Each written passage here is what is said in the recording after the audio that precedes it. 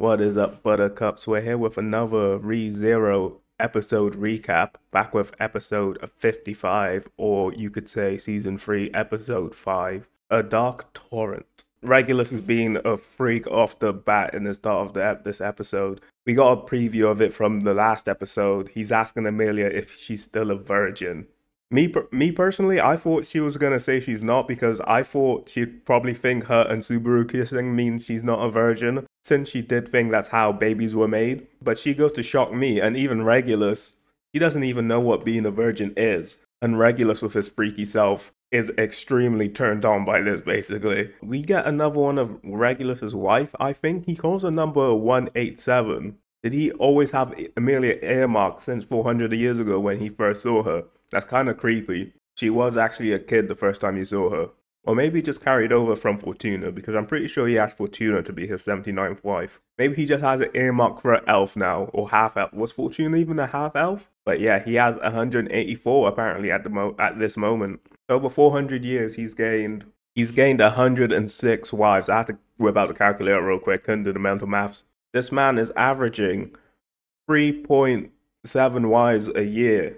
And to be honest, in the grand scope of it, that is not that many for a guy like this. I feel like he would be claiming a wife every other week. Subaru and Crush actually decide to just leave Gluttony to Julius to handle. And it must really suck for those two because they're literally the specific two that Gluttony is fucked with the most in this battlefield right now. Subaru and Crush head into the actual hall. And we get to see Subaru using some of his whip skills again. He does like a whip thing around one of the, I don't know what you call it, the poles that stick out of the top of the building.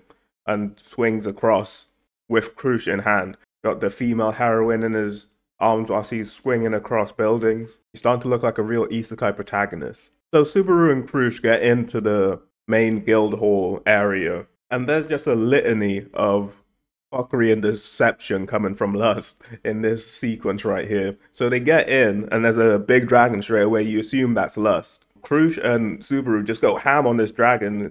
Crush starts doing all kinds of slashes and stuff, and I'm thinking, yo, it's looking kind of weak for Archbishop right now. And can't she heal anyway? And the dragon, they stayed down for a while, and I was thinking, yo, you should be suspicious about this right now. You saw her instantly heal against Julius's attack. Crush, who probably didn't even do as much damage, has been able to incapacitate this dragon somehow.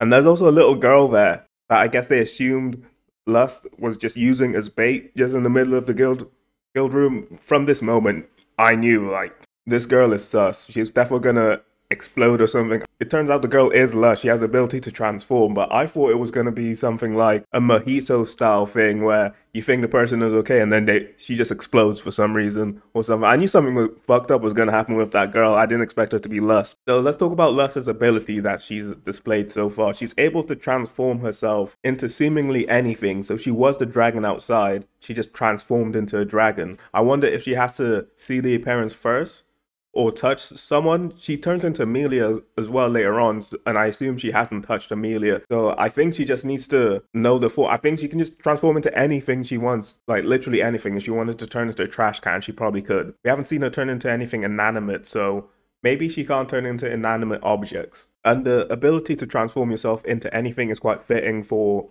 a character called Lust, who is of the Lust, I was going to say rule because I'm in Undead Unluck thinking mode. The Lust sin. She can basically attract anyone by transforming into what they desire. She is the epitome of lust.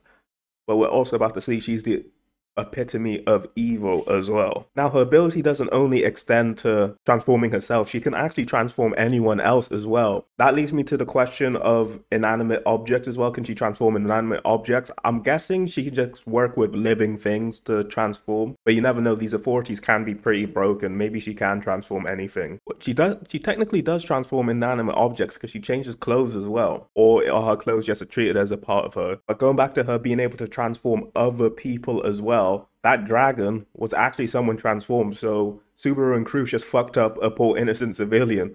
It might even be, I feel like the dragon's probably going to be Goth's dad. Not his dad, his, I guess stepdad. His mother's husband. All the other people she just turned into huge flies. And it turns out the sound that they were hearing when Capella was on the speaker system was actually the flapping of the wings of all the people turned into flies. But yeah, Capella's ability is actually truly devastating. It's such a devastating ability, way better than the Unseen Hands. I feel like Subaru's got the worst witch factor at the moment. Actually, he's got Return by Death, which is broken in itself as well. Capella's fucking up Crush in front of Subaru, and then she goes on this long tirade about why you love someone. And she basically has a very superficial aspect.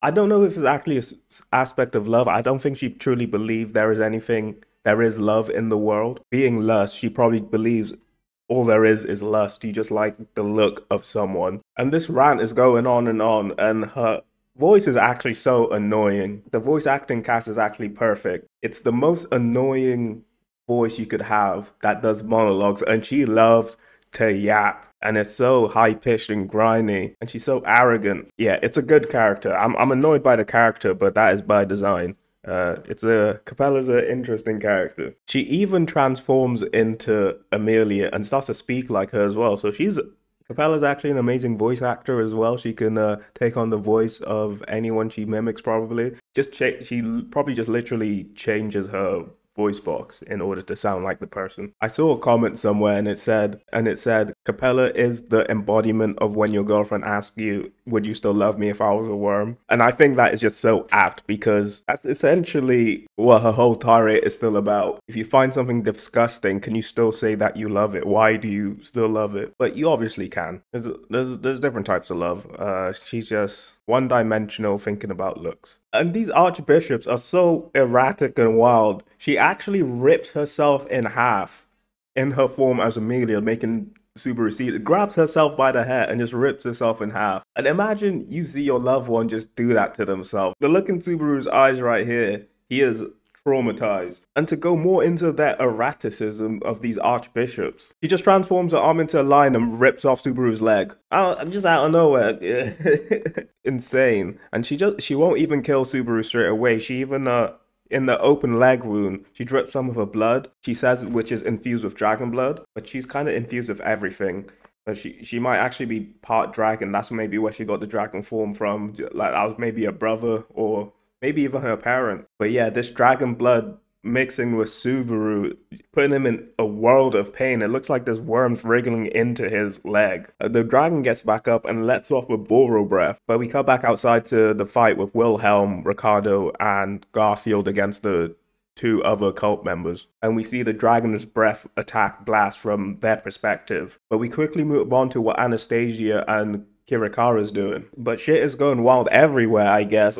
And Sirius shows up. Anastasia and Kirikara are able to escape because Hetero and Tivi, Mimi's siblings, are there to shield her. And also Kirikara's, I think they're called the White Fang or something like that. His troops show up, but I don't feel like they'll be able to hold up against Sirius. Also, Hetero and Tivi are wounded because they share that link with Mimi. And she's got a wound that won't heal, so their wounds won't heal either, I guess.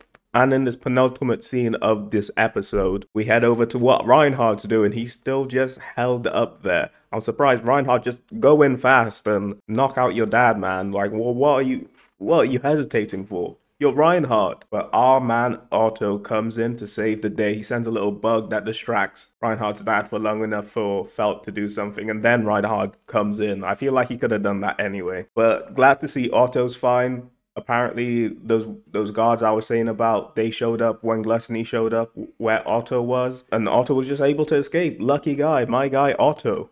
And he's with Reinhardt in the safest position at the moment. But Reinhardt is let off his leash. Val even says, go clear this mess up. And if anyone can do it, it's Reinhardt. And he definitely could do it. So final scene of this episode. The city is getting flooded. The witch's cult must have opened some kind of gate and are letting all the water in. And this is proper flooding. They're in the middle of a lake. I think it's a lake or ocean. But they're in the middle of a huge body of water. And all that shit is being let in right now. So this is proper flooding. It's roof high. Then we see the dragon coming out of the building. And Subaru and Crush are attached to it for some reason. Why is Subaru holding on? This guy needs to He can bite his. We've seen him try to just bite his tongue and end it. Why doesn't he just do that? I guess he doesn't want to do it himself. He doesn't want to use return by death like that anymore. But this is crucial situation, man. What is the restart point going to be? At the end, Subaru falls into the water, but we don't see a restart yet. Is it going to restart right at the start of the next episode? And we did all this background stuff with Anastasia and Reinhard and Otto. Was that just shown to let us know that is what's going to be happening while Subaru loops a couple times? Is there not going to be a loop right now? Is Subaru going to lose a leg for realsies? Maybe he might get prosthetic or something. But that's the end of this episode, and I'll cover the preview. I don't think I've been covering the preview. I'll cover the preview real quick as well. So Capella's on the big speaker, and because of what Subaru and the gang were doing, trying to interfere with her plans, she's demanding some more stuff out of the city. One is the Tomb of Wisdom that's been brought here. I don't know what that is. Should we know what that is? I'll probably look it up for the next episode. But the next thing is the artificial spirit that's been chilling in the city. She must be talking about Beatrice. Why do they want Beatrice? She is a unique kind of specimen. I don't know if there's a lot of artificial spirits. Julia showed an insane amount of respect to her in the first episode. I say insane, he was just kneeling. He was very humble. She also says not to interfere with the wedding between Amelia and Regulus, and I guess they're all in agreement for her marrying Regulus. I don't know if Amelia's important. She is important. She's the one that holds the key for the seal that they were trying to do 400 years ago in Amelia's past. They probably still need that. Maybe they just let Regulus do whatever he wants. They will use her for the purposes. She will be his wife. He must think he can then order her to get the key and open the seal or whatever. And they probably do it by force anyway. But yeah, that is the recap. Thank you for watching if you made it this far. And I will see you later. Can't wait for the next ep.